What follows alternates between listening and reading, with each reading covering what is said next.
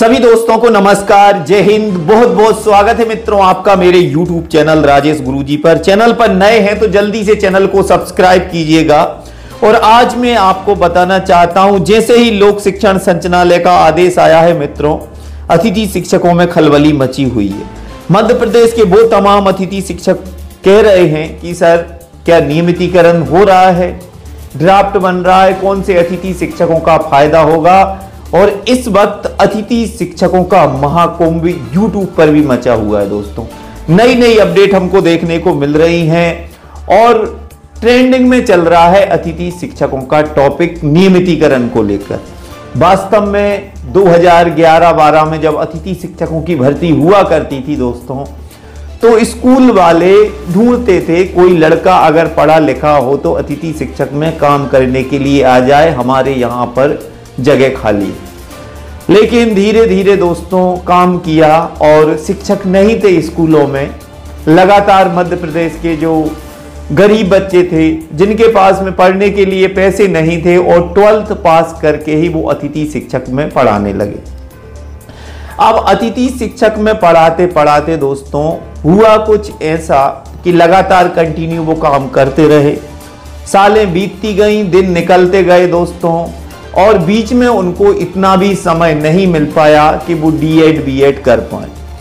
Continue लगे रहे। बाद में जब बेरोजगारी बढ़ी और जनसंख्या में वृद्धि हुई दोस्तों, तो अतिथि शिक्षक में काम करने के लिए क्रेज बढ़ता चला गया। और लोग जैसे ही कंपटीशन ज्यादा बढ़ा तो फिर अतिथि शिक्षकों की भर्ती प्रक्रिया ऑफलाइन बंद करके ऑनलाइन कर दी गई।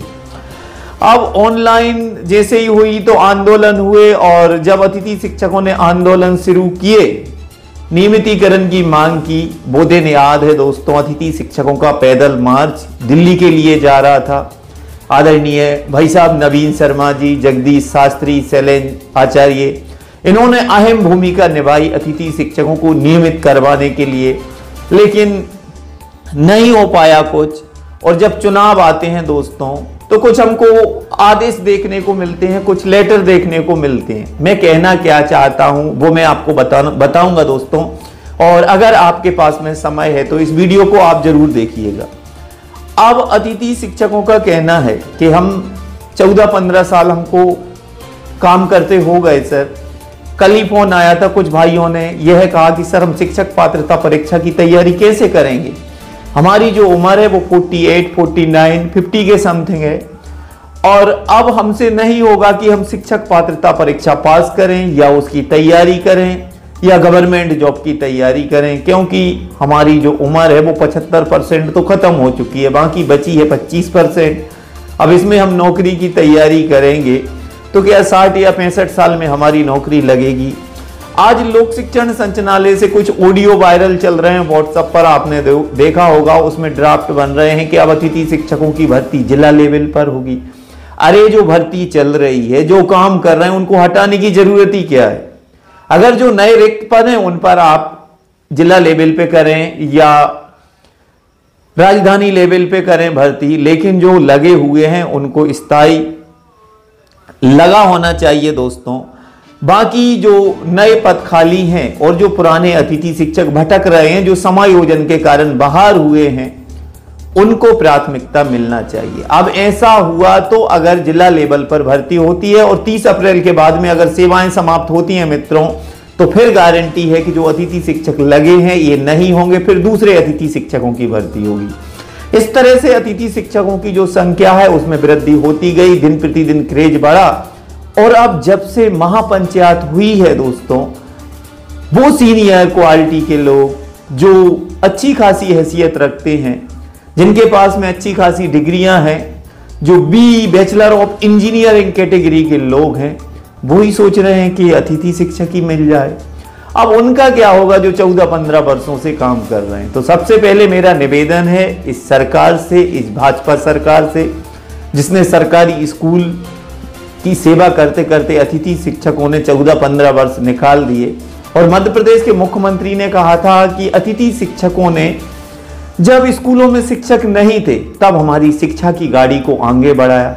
तो ऐसे लोग जो सीनियर हैं, जिनकी उम्र 40 से 50 साल हो गई है, कुछ कारणवश डीएड बीएड नहीं कर पाए या शिक्षक पात्रता परीक्षा पास नहीं है और 5, 10, 15 वर्ष का अनुभव उनके पास में है, तो उनके लिए पहले काउंटिंग होना चाहिए। इनके लिए कुछ नीति बनानी चाहिए, चाहे वो विभागीय परीक्षा हो।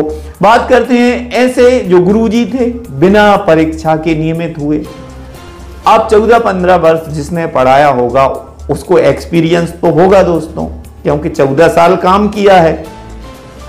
अब मेरा कहना है कि अतिथि शिक्षक जो भागों में बंट रहे हैं, जैसे शिक्षक पात्रता परीक्षा पास हैं, हालांकि अच्छा सभी का होना चाहिए, जो आईटी नियम में आ रहे हैं उनके लिए भी फायदा होना चाहिए, लेकिन मुख्य बात तो यह है कि जिसने 14 साल काम किया है और इस वर्ष अगर वो हटता है तो उस पर क्या होगी दोस्तों। एक अपडेट आप देखिएगा, मैं आपको स्क्रीन पर बता देता हूं, जो कि अतिथि शिक्षक भाई की खबर है भाइयों। और लगातार अतिथि शिक्षकों का मुद्दा तो मैं उठाता आया हूं, क्योंकि मैं भी एक खुद अतिथि शिक्षक हूं दोस्तों। और कहते हैं मैंने जो देखा है, वास्तव में यह देखा है, जब मेरी ही नियुक्ति हुई थी तब सर ने कहा कि आप आ जाइए, हमें जरूरत है आपकी। लेकिन अब जब ऑनलाइन पद्धति हुई और फॉर्मों का एक मेला लगने लगा, हालांकि कोर्ट का आदेश आ रहा है दोस्तों 2-3 सत्र से कि जो अतिथि शिक्षकों ने काम किया है उनको ही रखा जाए, तो इस तरह से कहीं कहीं तो हो रही है। लेकिन इस बार जो शिकायतें हुई हैं अतिथि शिक्षकों की, उसको लेकर बहुत से अतिथि शिक्षकों का कहना है कि सर हो क्या रहा है। तो इस स्क्रीन पर आप इस अपडेट को देखिए। बाइक से स्कूल जा रहे शिक्षक की हार्ट अटैक आने से मौत हो गई है। परिजनों ने कहा है कि सैलरी ना मिलने से था परेशान, और अब जब 5-5, 6-6 महीने से सैलरी ना मिले तो क्या होगा दोस्तों। बाइक से स्कूल जा रहे एक अतिथि शिक्षक को अचानक अटैक आ गया, वह बाइक से गिर पड़ा और उसकी मौत हो गई। परिजनों ने बताया कि शिक्षक को कई माह से सैलरी नहीं मिली थी, इसे लेकर वे परेशान थे और गादेर के रहने वाले थे। इमरत सिंह भील 30 शासकीय उच्चतर माध्यमिक विद्यालय बरसत वर्ग 1 में हिंदी विषय के शिक्षक के रूप में पदस्थ थे। उनके 2 बच्चे हैं। सोमवार सुबह लगभग 10 बजे वह अपने घर से स्कूल जाने के लिए बाइक से निकले। स्कूल पहुंचने से 2.5-3 किलोमीटर पहले ही उन्हें अचानक सीने में दर्द हुआ। वह अचेत होकर बाइक सहित गिर गए। राह चलते नागरिकों ने उनके स्कूल में सूचना दी और एम्बुलेंस को बुलाया और उन्हें अस्पताल लाया गया, जहां डॉक्टरों ने मृत घोषित कर दिया। उनके कुछ साथियों ने बताया कि अतिथि शिक्षक को कई महीनों से वेतन नहीं मिला है। इमरत को भी 4 महीनों से वेतन नहीं मिला, इस कारण वह डिप्रेशन में थे। शासन की नीतियों के कारण वेतन नहीं मिल पा रहा था। कई बार अधिकारियों ने संज्ञान में भी मामला लाया गया, लेकिन शासन के निर्देशों और नीतियों के कारण वेतन नहीं मिल पाया। इस वजह से इमरत काफी परेशान चल रहे थे। देखिए मित्रों, ये अतिथि शिक्षकों के मानदेय की बात आती है। आखिरकार जो हुआ ठीक हुआ, लेकिन अब अतिथि शिक्षकों का पद स्थायी होना चाहिए। बहुत से भाई यही कह रहे हैं सर कि मानदेय नहीं मिला। मानदेय मिल जाएगा, क्योंकि अतिथि शिक्षकों की जो व्यवस्था है वो बहुत दिनों से ऐसी ही चल रही है। पहले इकट्ठा चेक दिया जाता था दोस्तों, फिर बाद में 2-3 महीने में, और इस वर्ष कुछ ज्यादा लेट हो गया है कहीं कहीं, और कहीं कहीं अभी कल या परसों में मिला भी है। तो आप लोगों का क्या सुझाव है वो कमेंट्स के माध्यम से आप दें भाइयों। बहुत से भाई कमेंट्स भी करते हैं, और मैं भी आपकी तरह एक आम अतिथि शिक्षक हूं। अगर कुछ गलतियां हो जाती हैं थोड़ी बहुत, तो आप लोगों से हाथ जोड़ के निवेदन है कि क्षमा करें दोस्तों। बाकी आपकी क्या राय है? क्या अनुभव को पात्रता मिलना चाहिए दोस्तों? अनुभव को प्राथमिकता मिलना चाहिए? शिक्षक पात्रता परीक्षा को प्राथमिकता मिलना चाहिए, या जो वर्तमान में लगे हुए हैं उनको प्राथमिकता मिलना चाहिए? देखिए दोस्तों, अतिथि शिक्षक जो हैं जिन्होंने काम किया है उन सभी का हित हो। मैं तो यही चाहता हूं दोस्तों, सभी खुश रहें, कोई उदास ना हो। बाकी आप सबकी क्या राय है वो बताएं। फिर मिलते हैं एक और वीडियो में, तब तक के लिए जय हिंद, जय भारत।